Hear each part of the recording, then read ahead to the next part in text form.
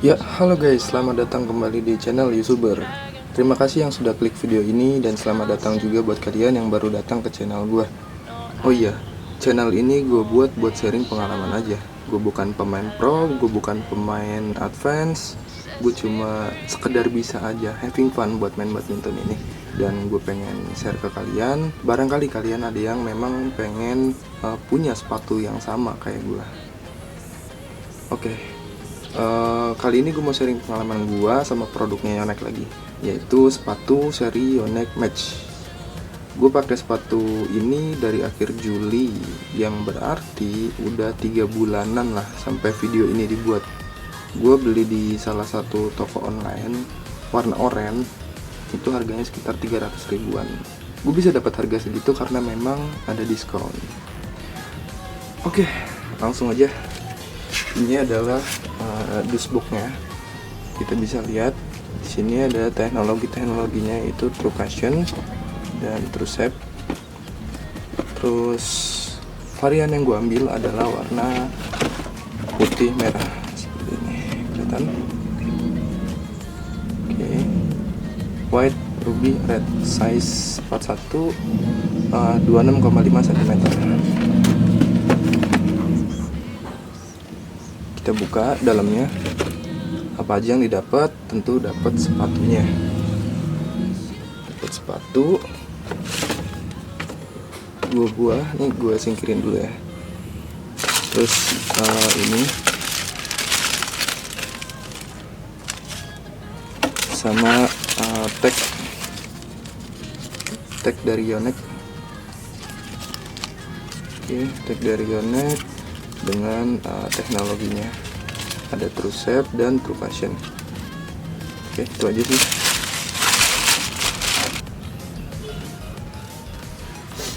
Oke, ini adalah sepatunya, bagus ya. Dari modelnya sih gue suka. Ini sepatunya lumayan eye-catching menurut gue. Dan model-modelnya itu mirip-mirip Airus. Model-modelnya itu mirip SHB 65. SHB 65 modelnya ya, kalau bicara soal model. Modelnya mirip banget sama SHB 65. Karena kenapa gue beli sepatu ini? Karena awal-awalnya gue ngeliat temen gue memang pakai sepatu ini. Terus gue nanya, SHB 65 tuh ya gitu. Ternyata bukan. Pas gue lihat lagi, ternyata Yonex Match. Oh, seri Match ternyata. Karena memang SHB 65 itu ada warna yang putih merah kayak gini. Mirip. Makanya saya sempat mikir kayak SHB 65 kali ya. Gitu. Sepatu ini cukup atau lumayan nyaman sih menurut gua. Dibanding seri-seri brand sebelahnya yang di harganya yang sama gitu ya, di 400 ribuan, 300 sampai 400 ribu. Yang pernah gue coba sih ya, yang pernah gue coba itu seperti Li-Ning, RS, Eagle tuh gue udah pernah. Tapi di tiap produk pasti punya kelemahannya masing-masing. Di harga segini pasti ada. Gue dulu pakai ya Li-Ning Cloud S, X1 dan X2. Terus gue ganti ke merek RS Rosobin 17 sama Eagle Commando X. Tuh gue pakai itu. Terus sekarang gue ganti ke Yonex. Mulai dari Yonex Match ini buat sepatu secondary atau sepatu kedua, dan untuk sepatu utamanya gue pakai Yonex Airus Z Men. Buat dari segi kenyamanan, menurut gue dari sepatu ini di harga 300-400 ribuan masih terbilang nyaman. Walaupun memang di brand kompetitor kayak misalkan Li-Ning nambah 100 ribu lagi itu udah dapat Li-Ning Ultrafly. Itu menurut gua jauh lebih nyaman sih. Itu menurut gua ya. Kenapa gua ganti ke Yonex? Karena di tiap brand itu pasti punya kelemahannya masing-masing. Menurut pandangan gue ya. Untuk Li-Ning yang pernah gue cobain tuh rata-rata talinya itu pipih guys, tipis. Nah yang gak gue suka dari Li-Ning itu talinya, karena pipih itu dia tuh gampang banget lepas. Entah pas main tiba-tiba kelepas. Itu bukan gue doang yang ngerasain, tapi teman-teman gue emang ngerasain itu. Itu untuk lining. Terus yang kedua adalah di lining itu outsole-nya itu kurang bagus kalau udah kotor gitu, udah banyak debu gitu ya. Khususnya kalau di lapangan-lapangan beton, lapangan-lapangan coran itu kan gampang banget debu ya. Jadi dia tuh kalau udah outsole-nya udah banyak debunya, udah mulai berdebu aja, dia udah nggak sekeset awal kita pakai, udah kayak licin aja gitu. Itu lining yang pernah aku pakai dari mulai X1, X2 itu sama. Penyakitnya ya kayak gitu kalau di lapangan coran. Sedangkan brand lain yang pernah gue coba diantaranya RS Rosobin 17 tuh enak sebetulnya. Untuk outsole-nya di karpet, di beton sama-sama enak, dia tuh nggak gampang licin kayak lining. Terus talinya juga sama kayak gini, gue lebih prefer tali yang kayak gini sih dibanding yang tipis-tipis gitu, tuh gampang lepas cuy. Terus kalau Rosobin 17 outsole-nya keset, cuma pas nanti pemakaian yang udah agak lama, Rosobin 17 itu kan di tengahnya, di midsole-nya kan ada plate ya, plate-nya itu kan keras tuh ya guys ya. Jadi kalau misalnya insole tuh yang ini guys, yang di dalam sini nih. Nah, insole-nya itu udah tipis. Nah, itu plate-nya kerasa keras guys. Plate-nya kerasa, tengah-tengahnya itu kerasnya keras sampai ke tumit tuh kerasa. Jadi kalau lu jumping, lu pindah ke sana, lompat sini itu kerasa kayak nggak empuk, keras. Coba aja kalau emang lu nggak percaya, atau temen lu ada yang punya RS Rosobin 17 yang ada plate-nya di bawah, lu copot insole-nya, ini insole yang dalam sini lu copot, terus lu ketok-ketok yang dalam tuh, itu keras guys, asli. Makanya kalau misalkan kalau udah mulai tipis, mending lu tambahin atau lu ganti lah insole-nya gitu. Terus gue pernah punya Eagle Commando X juga, warna biru. Cuma gue nggak lama pakai itu. Kenapa?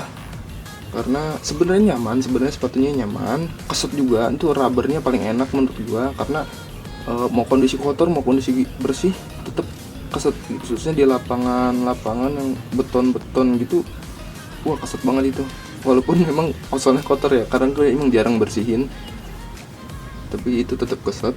Cuma gue nggak tahu ya, kayak kerasanya itu insole di dalamnya itu lebih flat, atau bahkan bagian depannya sini kayak lebih tebel gitu. Jadi kaki itu kan harusnya gini ya, dia agak dongak gini nih dikit, tapi kerasnya itu mungkin dikit, mungkin nggak begitu kerasa gitu. Sorry maksudnya kayak dongak gini lah. Nah gitu lah, kayak lebih tinggi bagian outsole depannya sini kerasanya, tapi nggak begitu kerasa banget sih. Kalau gue emang tipikal orang yang suka kakinya tuh agak gini dikit, jadi tumitnya agak tebal. Kenapa? Buat nanti kalau misalnya lompat-lompat atau kesana kemari itu empuk gitu. Nah, kalau di Eagle Commando X itu jujur tuh sepatu enak, cuma karena gue nggak begitu suka sama fittingnya, kayak agak tinggi gitu ya menurut pandangan gue. Nah akhirnya gue ketemu lah teman gue pakai Yonex Mesh ini.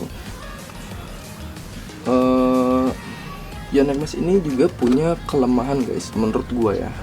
Kelemahan yang gue rasain di Yonex Mesh ini adalah di saat lu pakai kaos kaki yang nggak cocok, karena ini bahan dalamnya insole-nya itu licin gitu. Gue tuh kadang kalau pakai kan kaos kaki gue ada beberapa, terus gue coba, memang ada yang keset, jadi di dalam enak, ada yang licin. Nah itu, jadi kalian tuh harus pinter-pinter nyari kaos kaki aja yang pas. Kalau gue sih ngerasa awal-awal gitu licin, terus akhirnya gue coba kaos kaki yang lain, gue coba satu-satu, akhirnya ada yang cocok. Akhirnya untuk kaos kaki itu gue pakai di Yonex Mesh ini. Itu kekurangan yang menurut gue yang pertama. Terus yang kedua, di Yonex Mesh ini itu dia tuh nggak ada lidah sepatunya guys. Sorry, ini gue fokusin dulu. Oke, di dalam sini nggak ada lidah sepatu guys. Tuh. Jadi lidah sepatu ini menurut gue agak bisa dibilang penting. Iya, dibilang nggak penting nggak juga gitu. Jadi menurut gue sih penting sih. Kenapa gue bilang penting? Karena pas lagi lu make nih ya, make sepatunya, udah selesai main, kadang posisi lidah sepatunya tuh geser-geser ke sini nih, ke samping gini, kayak nggak nyaman aja gitu, kelihatan nggak? Kadang suka geser gitu. Ya itu pengalaman gue sih gitu ya, pengalaman gue begitu. Dia suka geser-geser sepatunya, lidah sepatunya tuh. aja sih kurangan sepatu ini. Sisanya oke, empuk, sepatunya nyaman. Oh iya, ringan. Ini sepatu ringan guys. Dia mirip-mirip Aero Z, tapi masih entengan Aero Z. Tapi ini enteng, udah termasuk enteng ini. Terus gue mau cek kondisinya dulu setelah 3 bulan pemakaian. 3 bulan ini gue main seminggu itu 2 kali. Dan 1 kali main itu bisa 3-5 match. Oke, kebayang ya. Dan sebulan berarti 8 kali main. Gimana kondisinya? Kondisinya untuk warna putihnya sendiri ini udah mulai agak terkena debu-debu. Bisa dilihat di sini, kelihatan nggak ya di kamera ya? Coba gue turunin dulu intensitas.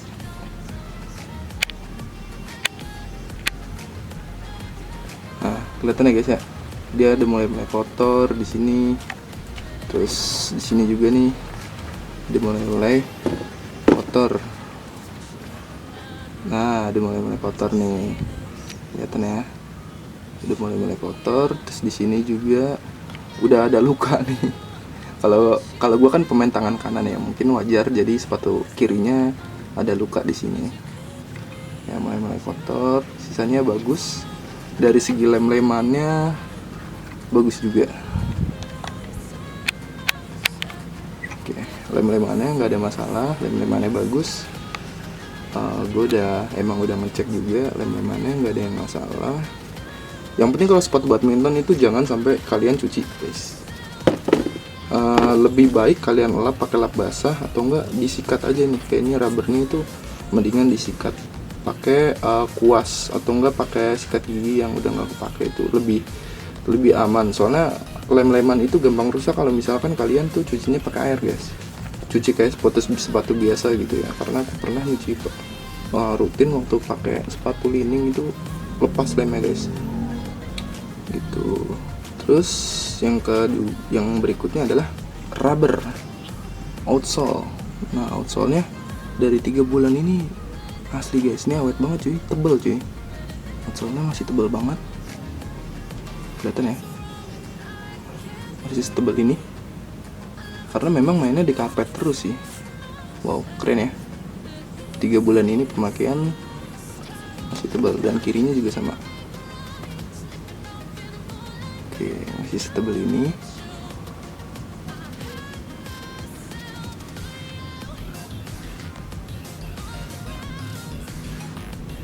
Oke ya.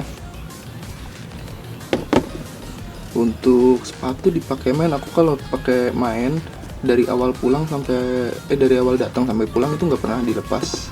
Jadi pengen tahu nih sepatu sepanas apa gitu, dan ternyata cukup adem di kaki, nggak begitu panas.